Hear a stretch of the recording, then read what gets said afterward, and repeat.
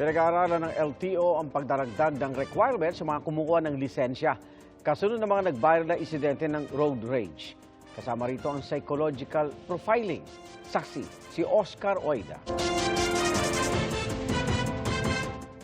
Napadalhan na ng show cause order ng Land Transportation Office o LTO ang SUV driver na si Marlon Malabute na nagkasa ng baril sa nakaalitang taxi driver sa Valenzuela. Pero sa ngayon, hindi pa raw siya nagpapakita sa tanggapan ng LTO. Bago ang insidente sa Valenzuela, nag-viral din ang pananakit at pagkasa ng baril ng dating pulis na si Wilfredo Gonzales sa nakaalitang siklista sa Quezon City. Bunsod ng kaliwat ka ng insidente ng road rage kamakailan, maaaring panahon na raw na dagdagan ang requirements sa pagkuha ng lisensya ayon sa LTO. Isa sa mga naiisip nilang ipanukala ang pagkakaroon ng psychological profiling. Kung ikaw ba ay mainitin ang ulo mo, ikaw ba ay hindi nakokontrol yung emotions mo pagka na sagi ka, na dirty finger ka, nagre-react ka na. Ang mga insidente umano ng road rage kamakailan, patunay na hindi na lang sasapat na marunong o maayos ka magmaneho. Ang tinitignan po ni Asik Mendoza, kung pwede po namin na i-link yung database ng LTO sa PNP, sa ano nila, di ba yung may unit po sila na nagkakandak ng mga psychological test. At kung hindi, hindi naman kumukuha ng lisensya ng baril.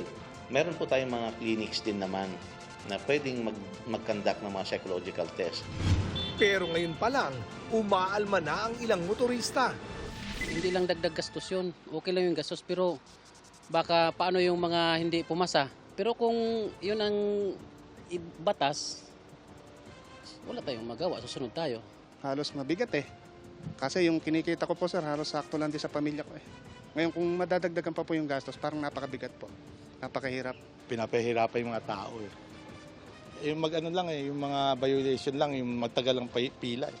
Pero siniguro ng LTO, hindi naman ito malaking dagdag gastos at may mas magandang kapalit. Yung kunting presyo na yun, hindi naman sa presyo ng buhay na mawawala kung sakali.